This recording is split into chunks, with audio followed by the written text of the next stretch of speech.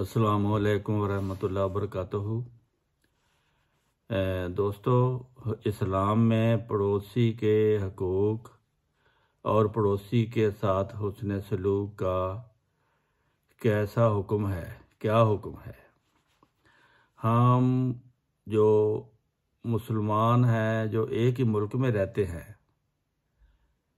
वो सब एक दूसरे के पड़ोसी हैं। कोई पड़ोसी अमीर होता है, कोई गरीब होता है। अगर इस्लाम की तालीम पर अमल किया जाए तो पाकिस्तान में कोई गरीब ही ना रहे। इस्लाम ने जो तालीम दी है कि अपने भाई की मदद करो, अपने पड़ोसी की मदद करो, अपने पड़ोसी के साथ हुस्न सलूक करो, तो अगर ऐसा हम सारे मुसलमान करने लग जाएं तो फिर यकीनन एक खुशगवार और अमन का मुआशरा जो है वो कायम हो जाए। हदीस में आता है कि हज़रत इब्ने उमर रज़ी अल्लाह ताला अन्हु और हज़रत आयशा सिद्दीक़ा, ये दोनों का बयान है कि हाँ, हज़रत सल्लल्लाहु अलैहि वसल्लम ने फरमाया कि जिब्राईल मुझे हमेशा पड़ोसी के साथ हुस्न सलूक की ताकीद करता आ रहा है। यानी कि बार बार जिब्राईल ने हज़रत रसूल करीम सल्लल्लाहु अलैहि वसल्लम को पड़ोसी के साथ हुस्न सलूक का हुक्म दिया है। यहाँ तक मुझे ये ख्याल आया कि उसे कहीं वारिस ही ना बना दे। यानी पड़ोसी के इतने हकूक़ इस्लाम ने बनाए हैं कि हजूर नबी करीम सल्लल्लाहु अलैहि वसल्लम को भी शक पड़ गया कि कहीं हुक्म ना आ जाए कि पड़ोसी तुम्हारा वारिस एक किस्म का वारिस भी है। तो दूसरी हदीस में हज़रत अब्दुल्ला बिन मसूद फरमाते हैं कि एक शख्स ने रसूल करीम सल्लल्लाहु अलैहि वसल्लम से अर्ज़ किया कि मुझे किस तरह मालूम हो कि मैं अच्छा कर रहा हूँ या मैं अच्छा इंसान हूँ।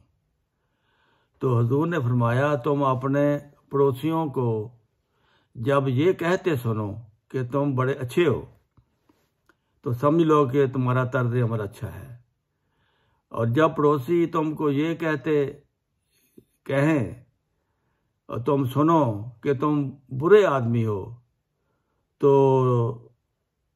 समझ लो कि तुम्हारा रवैया बुरा है। यानी कि अच्छाई और बुराई, किसी का अच्छा और बुरा होने का सर्टिफिकेट पड़ोसी देता है। इसी तरह हज़रत अब्दुल्ला बिन उमरू बयान करते हैं कि रसूलुल्लाह सल्लल्लाहु अलैहि वसल्लम ने फरमाया कि मेरे नज़दीक, अल्लाह ताला के नज़दीक, साथियों में से वो साथी अच्छा है जो अपने साथी के लिए अच्छा है, और पड़ोसियों में वो पड़ोसी बेहतरीन है जो अपने पड़ोसी के लिए बेहतरीन है। यानी कि साथियों के लिए अच्छा होना भी ऐसा ही है जैसे साथी भी एक किस्म का पड़ोसी होता है। तो जब साथ होकर कोई काम के लिए, किसी मुहिम के लिए जाएं, तो वो उसी तरह फ़र्ज बन जाता है कि उसके लिए भी अच्छा आपने सोचना है और अच्छा करना है। इसी तरह हज़रत सल्लल्लाहु अलैहि वसल्लम, हज़रत अबू ज़र बयान करते हैं कि रसूल करीम सल्लल्लाहु अलैहि वसल्लम ने फरमाया कि ए अबू ज़र, जब तुम अच्छा सालन पकाओ तो उसका शोरबा कुछ ज़्यादा कर लिया करो, अपने पड़ोसी का भी ख्याल रखो। यानी किसी ना किसी पड़ोसी को भी उसमें से कुछ सालन भिजवा दिया करो। ये कितनी अच्छी तालीम है कि पड़ोसी का हर दम ख्याल रखना। तो फिर किस तरह गरीब पड़ोसी भूखा रह सकता है। फिर हज़रत अबू ज़र ही बयान करते हैं कि एक दफ़ा रसूल करीम सल्लल्लाहु अलैहि वसल्लम ने फरमाया कि ए मुसलमान औरतों, जब कोई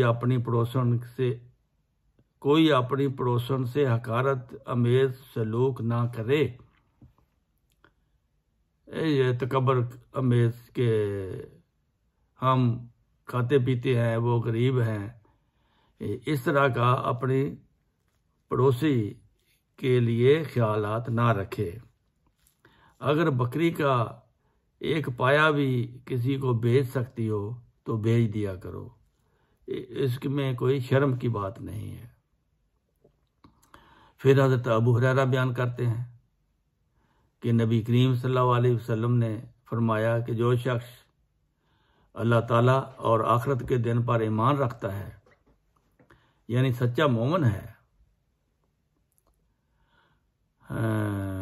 वो अपने पड़ोसी को तकलीफ ना दे।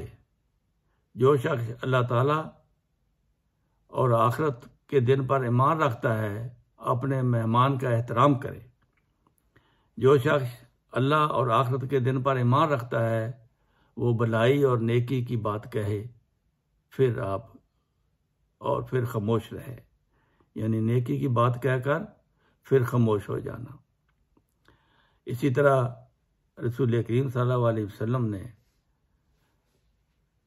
फरमाया, हज़रत अबू हुरैरा बयान करते हैं कि एक दफ़ा आपने फरमाया, खुदा की कसम वो शख्स मोमिन नहीं है, खुदा की कसम वो शख्स मोमिन नहीं है, खुदा ताला की कसम वो शख्स मोमिन नहीं है। आपसे पूछा गया, या रसूलुल्लाह कौन मोमिन नहीं है? तो आपने फरमाया, वो जिसका पड़ोसी उसकी शरारतों से और अचानक वारों से महफूज नहीं है, वो मोमिन नहीं है। देखो कितनी बड़ी बात बता दी कि वो कभी मोमिन नहीं हो सकता जिसका पड़ोसी तंग और उसकी शरारतों से तंग हो। तो इसी तरह इस ज़माने के इमाम हज़रत मसीह मऊद अलैहिस्सलाम फरमाते हैं,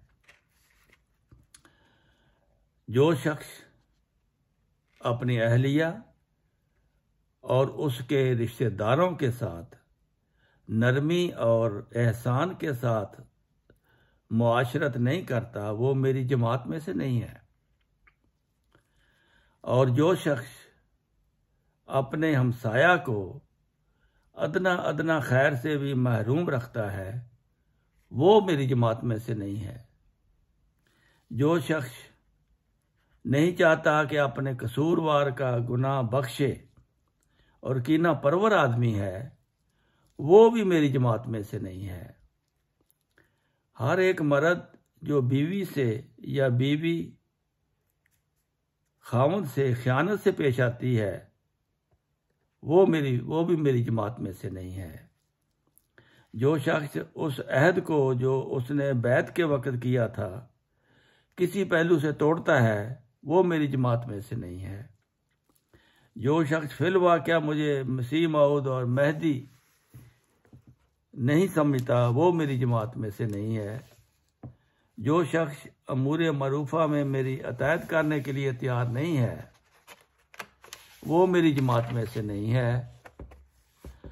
और जो शख्स मुखालफों की हाँ में जमात में बैठता है और उनकी हाँ में मिलाता है, वो मेरी जमात में से नहीं है।